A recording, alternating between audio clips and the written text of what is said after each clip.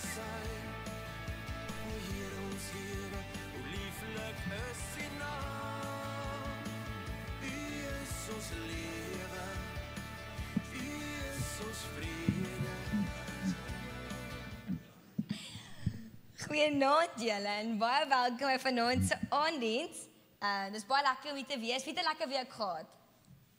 Net julle. Het die ander maar 'n terrible week gehad. Ek gaan weer vir wie het 'n lekker week gehad. Okay, it's fine. Okay. Dankie vir die honesty. So, ek weet nie of julle nou kan sien nie. Okay, so ons gaan begin met die 10de maand dankoffers. So ons het ons mikpunt bereik en dis great. So ek dink ons almal kan 'n handeklap daarvoor gee. Well done. Ek hoor dit. Okay. Maar as julle ja, dankie vir dit vir almal wat 'n bydrae gemaak het. Ons waardeer dit regtig baie. En dan is daar as enige een van julle dalk iemand wil nomineer vir kerkraad of die jaken, is julle meer as welkom om die kerkkantoor te skakel en vir die persoon se naam te gee en nominasies sluit die 20ste Maart. Dan is daar die 7de Maart, ek dink dis Woensdag, is dit Woensdag? 5de Maart. Okay, dan is hierdie een verkeerd. Okay, die 5de Maart is Wêreldmiddag vir vroue. En daar gaan 'n diens wees by die AGS Kerk in Durban, wil dit begin 10:00. Dan is ons by As Woensdag wat die 5de Maart is. Dis Woensdag. So As Woensdag, ek weet nie wat julle weet wat As Woensdag is nie, maar gewoonlik gevat mens die palm, wel in die ou tyd het hulle die palms van die vorige jaar se Palm Sondag gevat en dit gebrand en dan As Woensdag maak ons 'n kruisie. Dis eintlik maar 'n teken is die begin van lydingstyd. So ons nooi julle uit om 7:00 die aand hier by die kerk in die kerksentrum net die diens by te woon. En dan 9 Maart is dis nou hierdie Sondag wat nou kom, is daar lekker goed wat gaan gebeur. So ons nooi julle uit, ek weet julle kom aanddiens toe, maar kom die oggend en kom neem deel aan die lekker gemeenskap wat hier gaan wees. Ons gaan kyk hoe Eugene en Karika fietsry. Ons gaan hulle live trek en kyk vir eers oor die wenstreep gaan. So daar Eugene sê hy's reg vir dit. En as jy 'n potjie kos wil maak of 'n pot, ja, as jy 'n pot wil maak vir potjie kos en jou familie wil nooi die oumas en oupas, kan julle 'n potjie kan julle 'n pot registreer vir R50. Die groente is geborg deur Food Lovers. So julle moet net julle vleis bring en bring die gees en die spirit. So ja, obvious julle eet gerei, stoele, daar sal koeldrank verkoop word. En dan is daar ook as jy self dalk nie 'n pot kan maak nie, kan jy R50 per ete betaal, dan kan jy 'n lekker potjie kos kry. En daar's R10 vir roosterkoek. Ek gaan Devsin kry.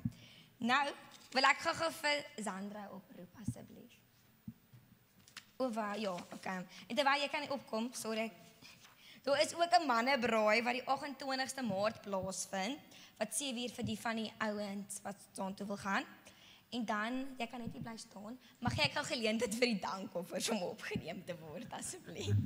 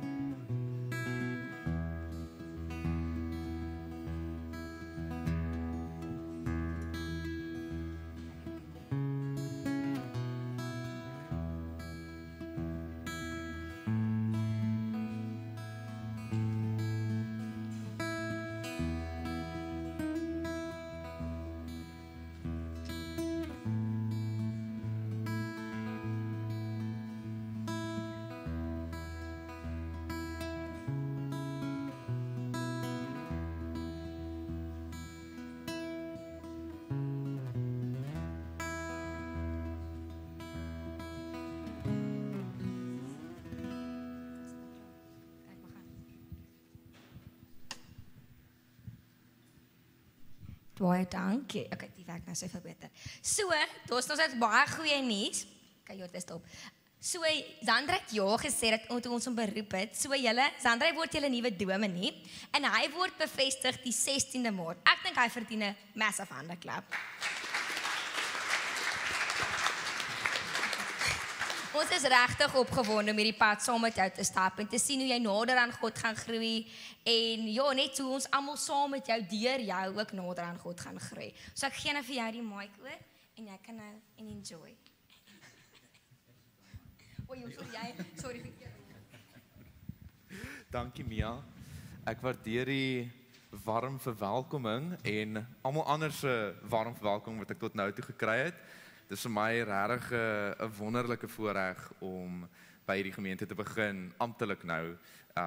Ek was nou klaar hier betrokke gewees laas jaar in al die dinge, maar om nou amptelik hier te wees is net 'n wonderlike voorreg.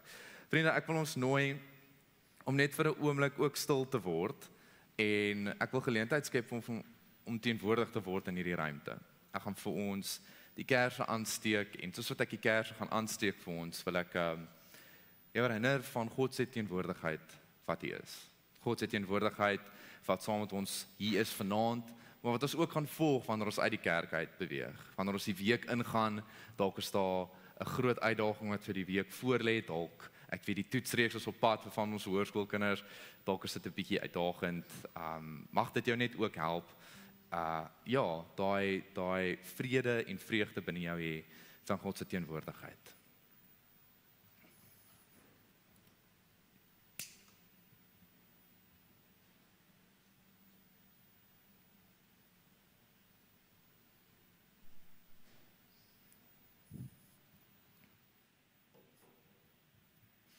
Kom ons bid saam. Here, soos wat ons bewus word van die teenwoordigheid in hierdie spasie, Heer, raak ons bewus van ons eie teenwoordigheid, Heer. Hoe ons sit op die bank, hoe ons die persone langs ons hoor, dalk voel. Heer, en ons dank U vir nog 'n week wat verby is. Nog 'n week waar U hand van beskerming oor ons was, nog 'n week waar dinge dalk baie goed gegaan het, Heer, maar dalk ook baie sleg gegaan het. Maar ons dankie vir U getroue liefde, U getroue teenwoordigheid en U getroue beloftes oor ons lewens. Amen. Vriende, ek wil julle nooi om graag saam met my te staan om 3 liedere te sing wat Jatti en die band vir ons in gaan lei.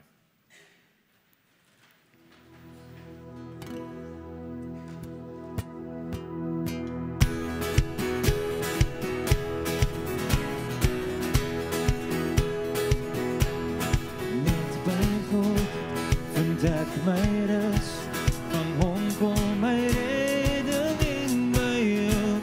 Hy is my rots, my wegkruipplek. Dit maak dat ek vas en stewig staan. Net by God vind ek my krag. Hy is my toevlug in my nood. Hy is my skuld, my wegkruipplek. Wie ek altyd veilig is.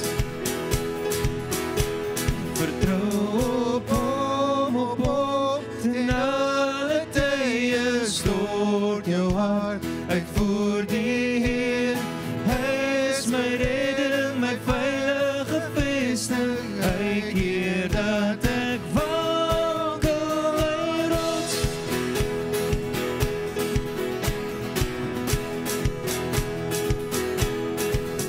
By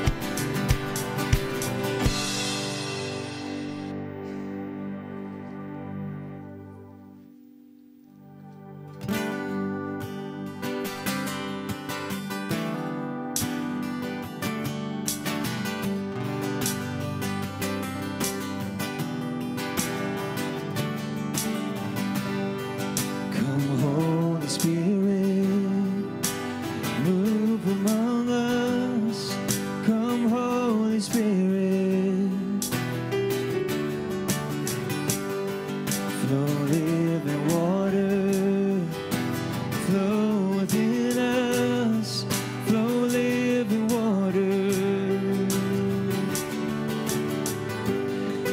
Come Holy Spirit, move among us. Come Holy Spirit,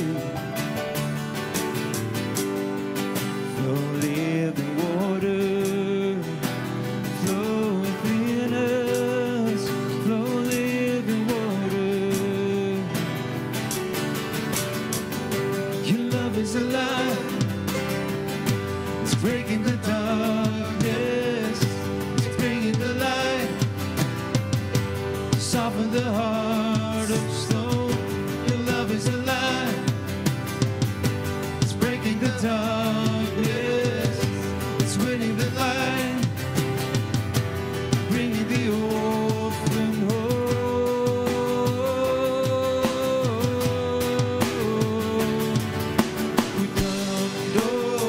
Tanto wako, luya pila, buso wako, luya pila.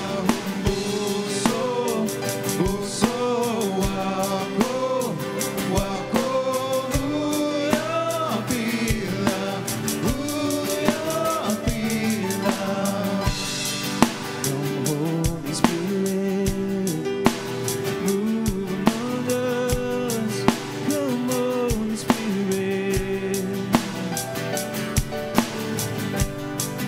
flow living water, flow within us, flow living water. Your love is alive, it's breaking the darkness, it's bringing the light, to soften the heart of stone. Your love is alive, it's breaking the darkness, it's turning the light, bringing the orphan home.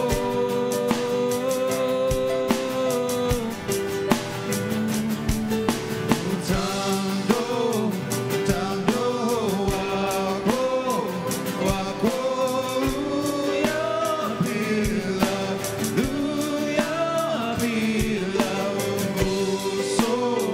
buso wako, luya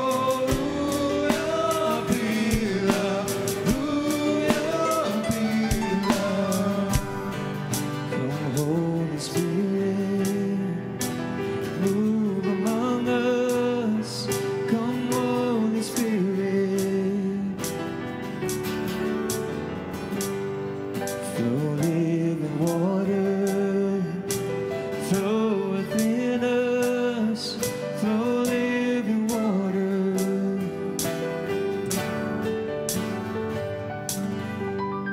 Amen. Sit gerus.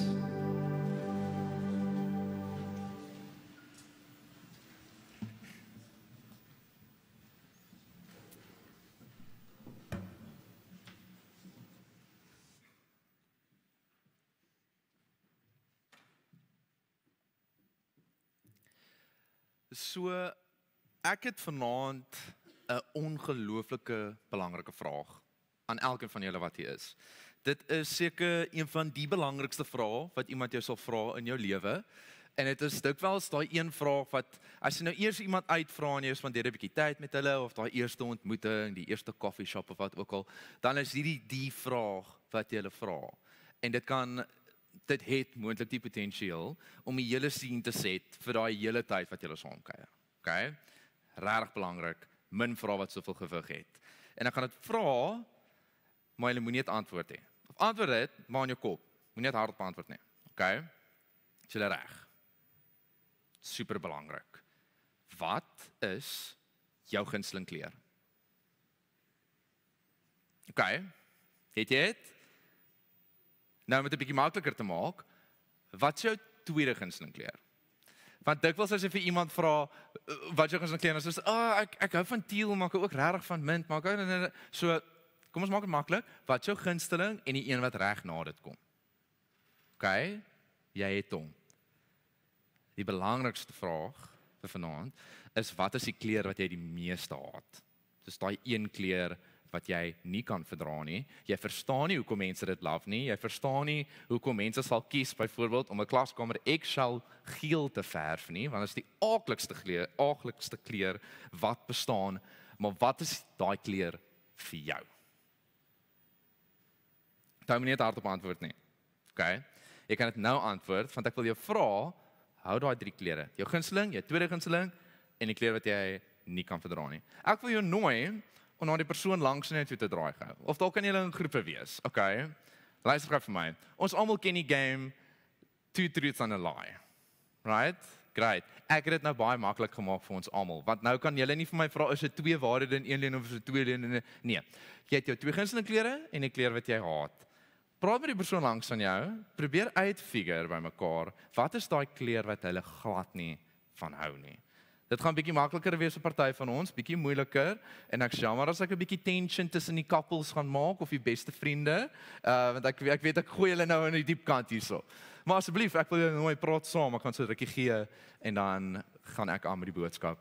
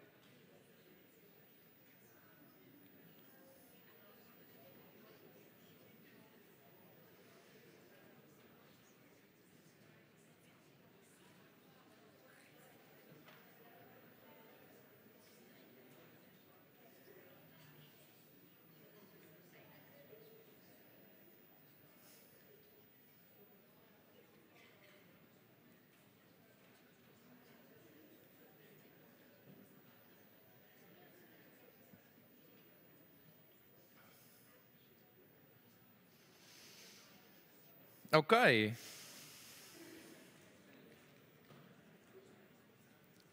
Hoe was dit? Wie het dit die eerste keer reg gekry? Hier is 'n paar mense, julle ken julle mense baie goed.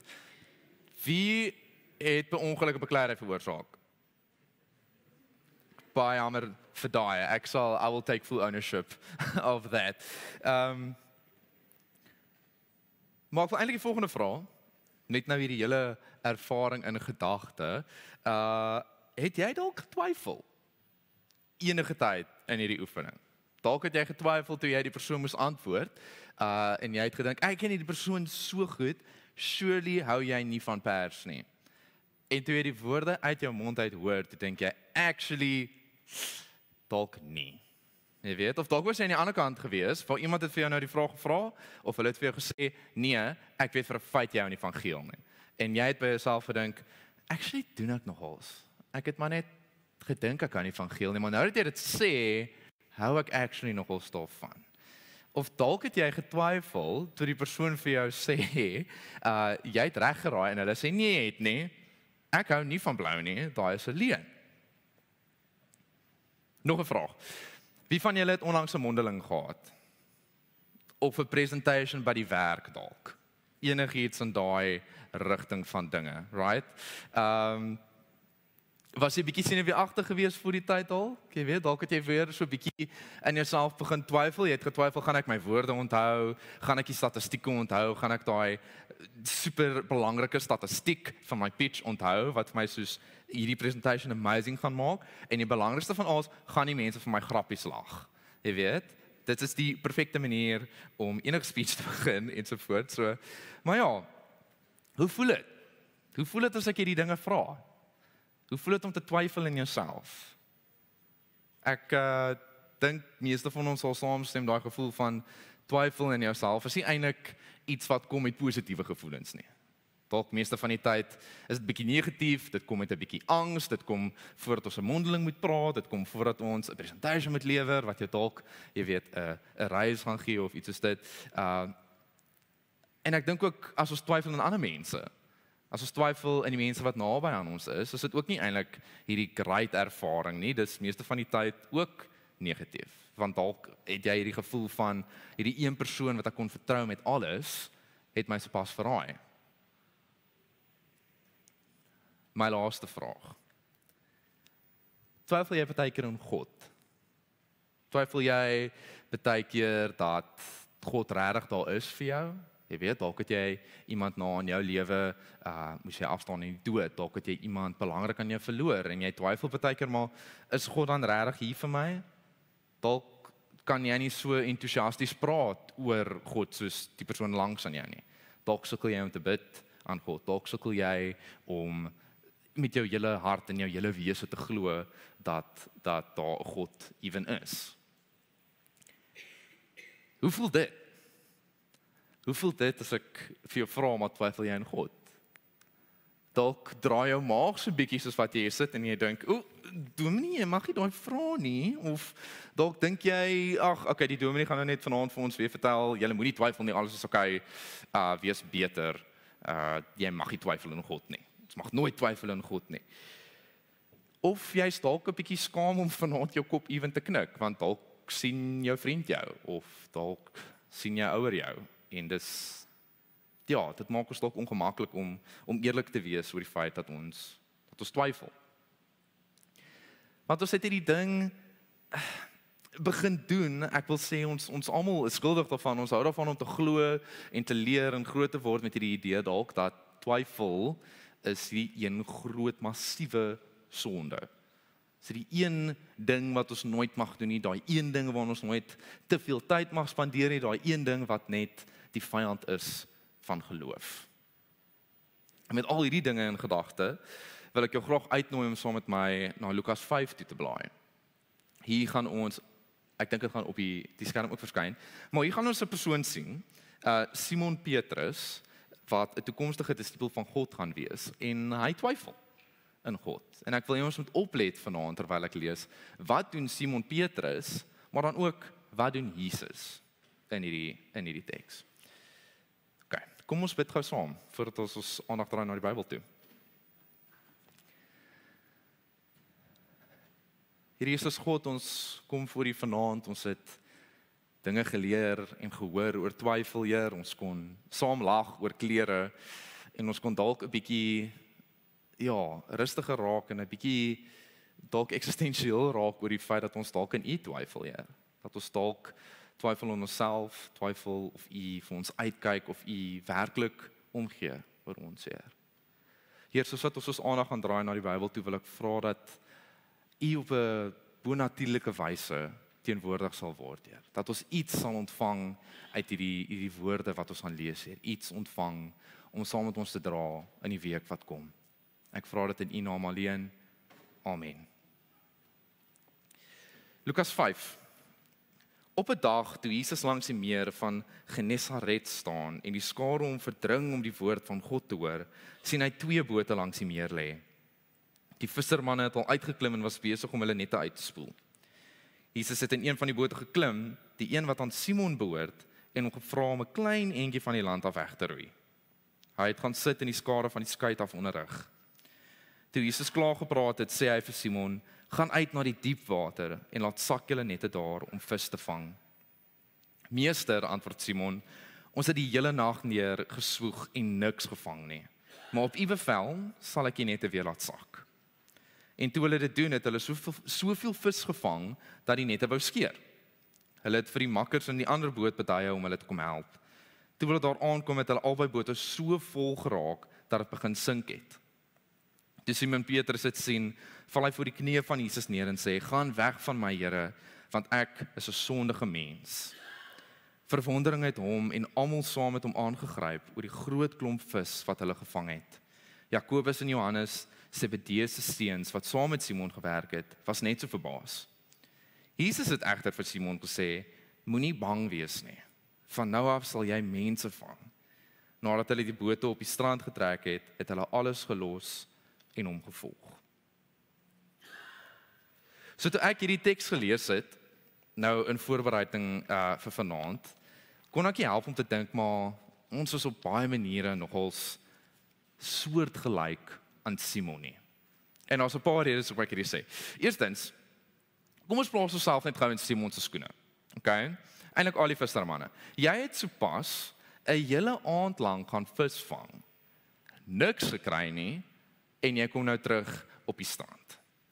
Jy is heel waarskynlik moedeloos, heel waarskynlik elendig oor die feit dat jy nie 'n enkele vis gevang het nie en dalk so klein bietjie bekommerd oor hoe jy jou belasting gaan betaal hierdie week of die maand althans. Jy weet, jy is opgestres. Jy's kwaad, jy's angstig, jy's al hierdie dinge en hier kom hierdie een, ek wil amper sê 'n random mens, maar hy het geweet wie Jesus is, kom na jou toe met jou boot en hy vra vir jou, maar wil jy nie my so klein bietjie net so klein bietjie uitneem nie asseblief. Terwyl Jesus letterlik jou sien, jou nette was, jy is klaar vir die dag, jy het 'n lang aand gehad. En ek hou regtig daarvan om te dink dat van die vissermanne daar gestaan het, hulle was soos regtig like read the room, you know. Maar hulle doen dit anyway. En ek hou daarvan om te dink dis daai eerste ding waar ons 'n bietjie soortgelyk is aan Simon Petrus hier, want ek sou probably ook gevoel het soos ek wil regtig nie dit doen nie, Jesus. Ek glo dat jy dink ons het die energie vir hierdie, maar ek het dit glad nie in my nie. Want nou sê Jesus nog vir hulle om dieper in te gaan, om nog dieper in te gaan. En sê, gooi, jy weet daai nette wat jy sopas gewas het, gooi dit weer in die water en probeer weer vis vang. Ek blameer nie eers vir Simon dat hy 'n bietjie getwyfel het nie. Want hy was heel waarskynlik 'n bietjie moedeloos, bietjie keelvol vir die hele oefening. En wat gebeur? Die nette raak vol visse en Simon se eerste reaksie is om neer te val en vir Jesus te sê, ek is 'n sondige mens. Ek is 'n horrible mens. Ek is sondig want ek het in jou getwyfel. Ek is sondig want ek het aan God getwyfel. Ek is sondig want ek het vrae gevra. Ek is sondig want ek het gewonder oor dinge waar ek nie moes nie. Klink dit bekend? Want dit klink vir my nogals baie soos daai vragies wat ek nou net gevra het. Oor hoe dit voel wanneer ons moet partykeer erken dat ons twyfel. Want ons dink dalk ook, net so Simon, wil ons dieselfde ding doen. Ons twyfel aan God en ons eerste reaksie is, ek mag hierdie doen nie. Ek moet 100% glo, ek mag nie vra nie. En as ek vra, sê mense in elk geval vir my, nee, ons gaan nie daai nou doen nie. Jy weet, maar wat doen Jesus in hierdie teks?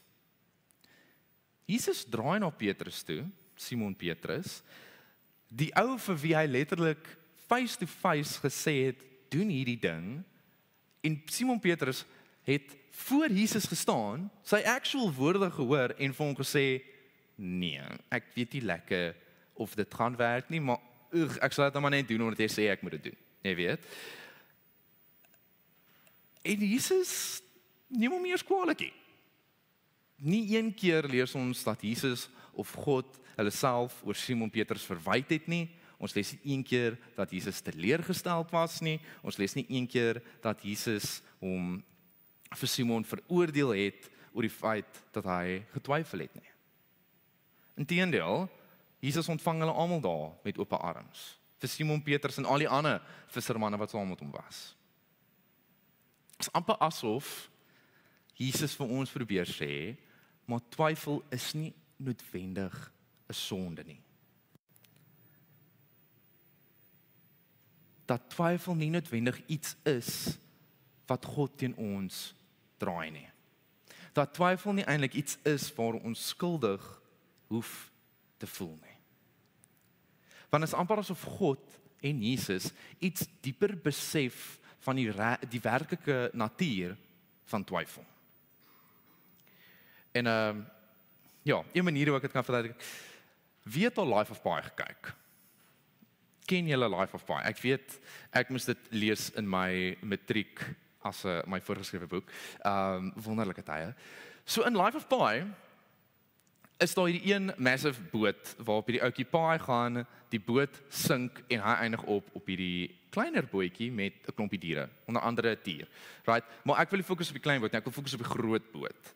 Want die groot boot se naam was Tsim Tsam. Ek weet dit is 'n baie weird naam. Dit kom eintlik van 'n Hebreëse term af wat verwys na God se teenwoordigheid of God se onttrekking althans. En hierdie is waar daar iets inkom van hierdie twyfel waarby ek wil uitkom. So as ons praat van Tsim Tsam, dan bedoel hulle of mense dit eintlik gebruik om te verduidelik hoe wanneer dinge moeilik raak, is dit God wat besig is om te onttrek uit my lewe uit, sodat ek hierdie moeilike ding kan ervaar en ek kan groei en dan kom God terug. En dit speel heel mooi in met die boek want die massive boot wat Tsim Tsam is, sink, Pi voel hy is alleen gelaat deur God. Ja, eventually oorleef hy. Maar ek wil dit 'n bietjie ronddraai om vir ons iets te leer van twyfel wat Tsim Tsam nie noodwendig verwys na God wat onttrek nie, maar ons wat onttrek van God. Dat twyfel iets is wat lei na groei toe. Dat twyfel nie die massive sonde dis nie, maar dis juist die ding wat ons lei in verdieping van ons geloof in verdieping van ons menswees in. Kyk na Simon byvoorbeeld. Dit was in sy oomblik van twyfel, in sy erkenning van twyfel, wat Simon actually sy hart oopgemaak het aan Jesus. Dit was in twyfel dat Simon het reg gekry het om sy hele menswees te verdiep, al sy dinge eenkant te sit en Jesus te volg.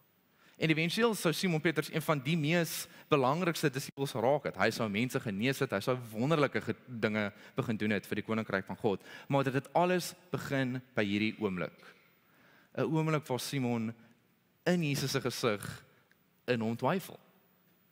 En Jesus sê vir hom, ek is nog steeds hier vir jou. Ek is lief vir jou en jy is genoeg. En ek hou daarvan om te dink dat Jesus dalk dieselfde vir my en jou wil sê vanaand. Dat twyfel, of terwyl ons erkenning van twyfel, die ding is wat ons ook sal kan lei tot 'n verdieping in ons geloof. Dat sodra ons kan erken dat ek twyfel, en ek hoef nie eintlik skuldig te voel oor die twyfel nie, gaan ons ook so Simon onsself kan oopmaak. Onsself oopmaak vir nuwe dinge. Vir dinge wat ons kan ontvang van die mense rondom ons. Die lewe van God. Want is in die oomblikke van twyfel wat ons 'n geleentheid kry om stywer vas te hou in die dinge waaroor ons reeds seker is. Dis in twyfel waar ons daai dinge het waar ons actually sekerheid het, waar ons hele lewe nog nooit getwyfel het nie, wat ons stywer en stywer kan vashou aan daai. En uit dit uit kom groei. Ek dink aan myself, toe ek deur my eie, of selfs nou, as ek deur my eie tye gaan van twyfel en alles en almal en God en jy raak eksistensieel en alles, was daai ding vir my liefde. Ek dink die feit dat ek dit in my het, of die kapasiteit het om iemand anders as net myself lief te hê, is 'n baie klaar teken dat God is by my. Die feit dat ek na iemand kan kyk en wens en wil werk vir 'n wêreld waar hierdie persoon beter hanteer word as wat hulle reeds doen, is vir my genoeg. Want God is liefde. En jy weet, dalk vir jou is dit iets anders. Dis vir ons elkeen iets anders. Dalk vir jou, net die feit dat die son elke oggend opkom en elke aand afgaan, en die maan elke aand opkom en elke oggend afgaan, is genoeg om jou te verseker van God se teenwoordigheid. Dalk vir party van ons is dit in die mense rondom ons. Jy weet, jou ouers, jou rolmodelle, jou vriende, dalk leer jy iets van God by hulle op 'n daaglikse basis. Of dalk ewen in die natuur. Is jy verseker dat hierdie is God se skepping. Hierdie is God wat by my is. En dalk is jy vanaand hier en jy het nie een van hierdie dinge nie. Dalk kan jy nie aan iets vashou nie. En jy weet, dis ook okay. Ek wil afsluit met hierdie vinnige gedagte dat geloof is nie veronderstel om hierdie wonderlike, great, netjies geteerde paadjie te wees nie. Wanneer ons sê geloof is 'n reis, dan bedoel ons dit sluit alles in van 'n reis. Die goeie dinge en die slegte dinge. Dit sluit in daai kere wat die kar se wiel bars. Dit sluit in daai kere wat die kar nie wil start nie en jou wiel wat gebars het. Dalk onthou jy die spaarwiel en ander kere het jy nie 'n spaarwiel nie. Partykeer het ons daai dinge om aan vas te hou wanneer ons twyfel en partykeer het ons nie. Maar dis wat vanaand se teks ons ten minste van een ding kan verseker. En dis dat maak nie saak waar jy op jou reis is met geloof nie. As jy twyfel, is dit nie iets waar jy skuldig hoef te voel nie. Ek hou daarvan om te dink dat God eintlik ewig geduldig sit vir ons almal in wag terwyl ons op hierdie reise gaan, hierdie oomblik van onttrekking van God. En God wag net geduldig vir ons om terug te draai die dag wanneer die twyfel so klein bietjie minder raak en ons weer met oop arms te ontvang. Om soos wanneer ons net soos Petrus net wil neerval en sê ek is so jammer, ek is 'n sondaar, ek het getwyfel, ek mag hierdie doen nie, is al wat God doen ons net herinner dat ons altyd genoeg was en altyd genoeg sal wees. Elke keer. Amen. Kom ons sluit die oë.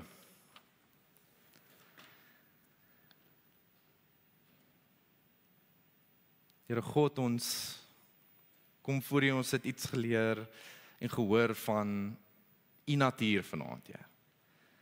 Dat U ons nie verwyd wanneer ons twyfel nie, maar dat U dit eintlik vir ons gun om te twyfel. Dat U dit vir ons gun om op hierdie reis te gaan met ons geloof, Heer, tot die dag wat ons terugdraai na U toe en U ons verwelkom en sê welkom terug. Here, ek wil vra soos wat ons gaan die week wat kom, soos wat ons gaan die maande wat kom, mag ons herinner word aan die feit dat U ons nie alleen los nie. En wanneer ons twyfel in dit, dat dit ook oukei is, Heer. Want U gee vir ons 'n ander ding om aan vas te hou. En ons is dankbaar daarvoor, Heer. Amen. Ek wil graag vir Jatiele nooi en elkeen wat ook hier is om saam met my te staan in ons laaste lied vir die aand te sing. En dan soos wat ons staan en die lied klaar is, wil ek julle vra om net te bly staan, dan spreek ek die seën vir ons uit.